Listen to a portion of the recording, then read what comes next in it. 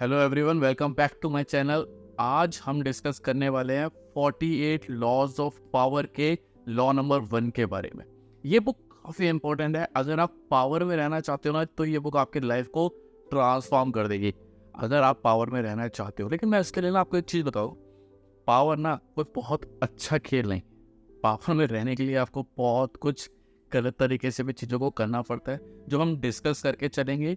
आप उसको फॉलो करना है नहीं करना है ये आपके ऊपर है, या कोई और उस चीज़ को फॉलो कर रहा है तो वहाँ से कैसे बचना है, यहाँ पे आपको ये चीज़ें हेल्प करने वाली है।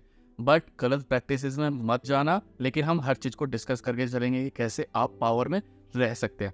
अब ये बुक इंपॉर्टेंट हो जाती है, चाहे आप कॉर्पोरेट में जॉब करते हो, चाहे आप पर्सनल लाइफ में नेबर्स के साथ रहते हो, रिलेटिव्स के साथ रहते हो, आप कोई पॉलिटिशियन हो, सेलिब्रिटी हो, जॉब करते हो, बिजनेस है, कुछ भी है, हर जगह पर ये लॉ काम आने वाले हैं। इसलिए सारी वीडियोस को ध्यान से देखना, समझने की कोशिश करना। हम हर किसी लॉ को ना डिटेल एग्जाम्पल के साथ समझने की कोशिश करेंगे, ताकि हमारी लाइफ में एक पॉजिटिव और परफेक्ट चेंज आ सके। शुरू करते हैं हमारी इस वीडियो को। हमारा पहला लॉ है नेवर आउटशाइन योर मास्टर। इसका मतलब क्या है? Never outshine your master. मैं पैर में थोड़ा मोड़ लेता हूँ, कंफर्ट हो गया, वो डिस्कस करते हैं, है ना। मैं इसको बहुत प्रोफेशनल वीडियो नहीं बना रहा, एक नॉर्मल वीडियो बना रहे हैं, जिससे हम लोगों को कुछ ना कुछ सीखने को मिलेगा। ठीक है, पहला लॉ है नेवर आउटशाइन योर मास्टर। मतलब क्या? मास्टर का मतलब आपका सुपरवाइजर, आपका सीनियर, उसको आउटशाइन नहीं करना। कई लोग बोलेंगे यार, अगर मैं आउटशाइन नहीं करूंगा, मैं बहुत अच्छा परफॉर्म नहीं करूंगा, तो मेरे को निकाल दिया जाएगा। अब इसको ना यहाँ पे समझ के देखते ही, काफी डीप कंसेप्ट है। अगर आपसे साइकोलॉजी के बारे में थोड़ी बहुत भी नॉलेज है, तो आपको ये समझना थोड़ा और इजी हो जाएगा। अगर नहीं भी है तो टेंशन नॉट, मैं आपको सब कुछ एक्सप्लेन करके चलूंगा। लॉ बोला था नेवर आउटशाइन योर मास्टर, मतलब अपने सुपरवाइजर, अपने सीनियर को कभी भी आउटशाइन नहीं करना। अब आपके मन में ये क्वेश्चन तो आना ही आना है कि अगर मैं आउटशाइन नहीं करूंगा, मैं अच्छा नहीं करूंगा, तो हो सकता है मेरे को निकाल दें, टर्मिनेट कर दे, मेरे को रिट्रेंचमेंट हो जाए, मतलब किसी भी तरीके से आपको निकाल सकते हैं अगर आप परफॉर्मेंस अच्छी नहीं रखोगे। भाई ऐसा नहीं होता। अगर आप बहुत अच्छे परफॉर्मर हो, आपको काफ़ी कुछ आता है, आपका मैनेजर, आपका सुपरवाइजर अगर कभी ये फील करने लगा ना कि आप उसकी जॉब को खा जाओगे, आप आउटशाइन करोगे ना। आउटशाइन का मतलब क्या है? आप एक परफेक्ट देखोगे, आप हर चीज़ के अंदर दिखाओगे कि मेरे से बेटर तो कोई है ही नहीं, मैं यहाँ पर सबसे अच्छा रिसोर्स हूँ, मेरे से अच्छा कोई कर ही नहीं सकता। तो आपके मैनेजर, आपके सुपरवाइजर को हो सकता है ऐसा फील होने लग जाए कि आप उसकी जॉब तो नहीं खा जाओगे। अगर आपके मैनेजर को एक बार ये फील आया ना कि आप उसकी जॉब खाने वाले हो, तो वो किसी भी हद तक जाकर ना आपको निकलवाने के लिए हर ट्राई करेगा, हर तरीके से सोचेगा कि आप कैसे करके साइड हो जाओ, या तो साइड हो जाओ या बाहर निकल जाओ। तो इसको ना टैकल कैसे करना है? आप काम अच्छा करो, लेकिन क्रेडिट अपने मैनेजर को। अगर आप हर चीज़ का क्रेडिट खुद ही खाने लगोगे ना, तो आप आउटशाइन करने लग जाओगे। और पुराने ना बहुत एग्जाम्पल देखे हैं। बहुत पहले अगर हम बात करें तो पॉलिटिक्स के अंदर भी ऐसा होता था, राजा महाराजाओं के टाइम पे भी होता था कि अगर कोई इंसान बहुत ज़्यादा आउटशाइन करता है, वो राजा से भी ज़्यादा लोगों को फेवरेट होने लग जाता है ना, तो राजा अक्सर उसको मरवा देते थे या काल कोठरी में बंद करा देते थे। क्योंकि उससे क्या होता था, जो राजा था ना, उसका जो ऑरा था वो डाउन होने लगता था। और हर किसी को ना पसंद है पावर पे रहना। अगर आप किसी की पावर को छीनोगे ना, तो हो सकता है वो आपसे क्या क्या छीन ले। इसलिए कभी भी ना अपने मास्टर को आउटशाइन करने की कोशिश मत करना। हमेशा अपने काम की क्रेडिट अपने मैनेजर को दो। आप अच्छा काम करो, आप अप्रिसिएशन लो, लेकिन ऐसे मत दिखाओ कि आप अपने मैनेजर से भी अच्छे हो। हर चीज में हमेशा समझ के देखना। हमेशा हर किसी को यही नोटिस कराना है कि आपका मैनेजर आपसे बेटर है, और आपको आपके मैनेजर की हमेशा नीड है। जब भी आप कुछ भी काम कर रहे हो, तो हमें तो ये मैनेजर से ना थोड़ा एडवाइस ले लो, ताकि उसको फील आए कि यार ये मेरे से एडवाइस मांग रहा है ना, इसका मतलब मेरी कोई वैल्यू है। आपके मैनेजर की हमेशा वैल्यू होनी चाहिए। और देखो, नॉर्मल सिनेरियोज में, नॉर्मल केसेस में आपके मैनेजर को आपसे ज़्यादा पता होता भी है, बट किसी किसी सिनेरियो में आपको लगता है ना कि मैं उससे बेटर हूँ, तो कई बार तो ये हमारे मन का भ्रम होता है कि हम उससे बेटर हैं, बट एक्चुअली में उसने एक्सपीरियंस लिया है, तो कुछ तो उसको आपसे अच्छा आता होगा। उससे अलग, अगर आपको सच में कुछ अच्छा आता भी है, तो उसमें ना ऐसे मत दिखाने लग जाना कि बस मैं ही मैं हूँ, मैं नहीं तो कुछ नहीं, मैं नहीं तो यहाँ कुछ नहीं होने वाला, सब कुछ मैंने किया है, मैंने ही कराया है। ऐसे क्रेडिट्स कभी मत लेना। क्रेडिट लेना कि आपने अच्छा काम किया है, और अपने क्रेडिट को अपने मैनेजर को ट्रांसफर करना।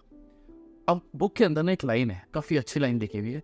वो लिखा है, वो बोलते हैं, जो राइटर है रॉबर्ट ग्रीन, वो इस बुक के अंदर फर्स्ट लॉ के अंदर बोलते हैं, make it clear that your advice is merely N eco of your managers advice.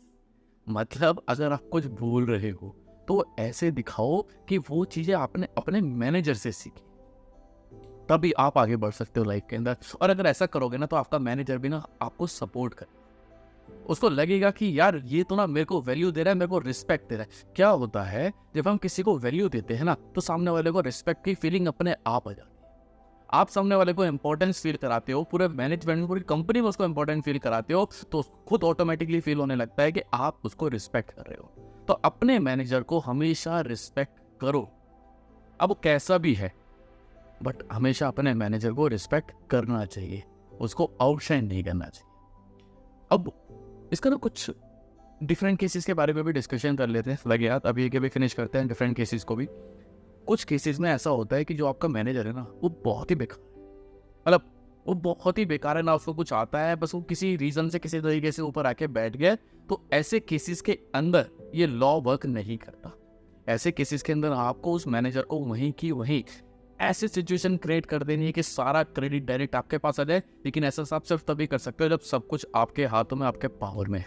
But अगर चीज़ें आपके पास पावर में नहीं है, आपके कंट्रोल में नहीं है ना, तो ये लॉ उल्टा पड़ जाएगा। बट ऐसे केसेस के अंदर जहाँ पे आपका मैनेजर डिजर्व ही नहीं करता वहाँ पे रहना, तो उस केसेस में आप उसको आउटशाइन करो, लेकिन बहुत धीरे धीरे धीरे मत करना, क्योंकि अगर उसको पता चल गया तो आप गए। अगर उसको पता चल गया तो आप गए। इसलिए आप आउटशाइन करो तो एकदम से इस तरीके से आउटशाइन करना, हर किसी को सिर्फ आप ही आप दिखाई दो कि आप ही हो यहाँ पे जो सब कुछ संभाल रहे हो, सब कुछ हैंडल कर रहे हो, सब कुछ मैनेज कर रहे हो, तो भी ये लॉ अप्लाई नहीं होगा। अदरवाइज आपको इस लॉ के अकॉर्डिंग ही चलना पड़ेगा अगर आप अपनी लाइफ में ग्रोथ चाहते हो। ग्रोथ तो दूर की बात, अगर आप सर्वाइव भी करना चाहते हो ना अपने कॉम्पिटिटिव वर्ल्ड के अंदर, तो भी आपको लॉ नंबर 1 को फॉलो करना पड़ेगा। अगर आपको लगता है कि लॉ अप्लाई नहीं करना चाहिए, कि इस लॉ के अंदर कुछ ड्रॉबैक्स हैं, तो मेरे को कमेंट के अंदर जरूर बताना। मैं भी जानना चाहूंगा कि इस लॉ के अंदर क्या क्या ड्रॉबैक्स है। मैंने ये लॉ पढ़ा, मेरे को पर्सनली ये बहुत अच्छा लगा, मैं बहुत कुछ इस लॉ के अंदर सीखा। काफ़ी रियल लाइफ एग्जाम्पल्स के बारे में भी हमने देखा था लॉ में जो पढ़ रहा था। बट अभी वीडियो के अंदर वो एग्जाम्पल शेयर करना इतना जरूरी नहीं है। आपको समझना है यहाँ पर कि ये लॉ आपके लिए कैसे बेनिफिट है और आपको क्या फॉलो करना है। और लॉ का मतलब क्या होता है? लॉ एक एक्ट होता है, एक लॉ होता है जो सब पर अप्लाई होता है। तो अगर किसी चीज़ को मैं लॉ बोल रहा हूँ तो इसका मतलब है वो सब पे, वो जनरली सब पे अप्लाई होने वाला है, तो उसको फॉलो करो। स्टिल कोई क्वेश्चन है तो कमेंट के अंदर पूछ लो मुझसे। और टिल देन अगली वीडियो में मिलते हैं, सेकंड लॉ के बारे में बात करेंगे और अगेन सीखेंगे कि पावर में कैसे रहना है। तो मेरी सारी वीडियोज आने वाली है, 48 वीडियोज आने वाली है इसी बुक के ऊपर, 48 लॉज ऑफ पावर के ऊपर। काफ़ी अच्छी बुक है, मैं आपको डिटेल में हर चैप्टर को समझाता रहूँगा, जिससे आप अपनी लाइफ में ग्रो करते रहेंगे। मिलते हैं अगली वीडियो में, टिल देन बाय। अरे एक पॉइंट रह गया यार, अगर आपको वीडियो अच्छी लग रही है भाई, तो इस चैनल को सब्सक्राइब कर लेना, वीडियो को लाइक कर देना। ये मेरे को मोटिवेशन देता है थोड़ी और वीडियोस बनाने के लिए और आपको ग्रोथ दिलाने के लिए। साथ में मेरे को तो ग्रोथ मिल ही रही है, आपकी वजह से मेरे को भी पढ़ने को मिलता है। मैं चीज़ों को डिटेल में पढ़ता हूँ तो मेरी नॉलेज, मेरी स्किल भी बढ़ रही है और वो अल्टीमेटली मेरे को भी फ़ायदा कर रही है। और आप वीडियोज़ देख रहे हैं तो वो आपको भी इनडायरेक्टली और डायरेक्टली फ़ायदा करेगी ही करेगी। Good bye.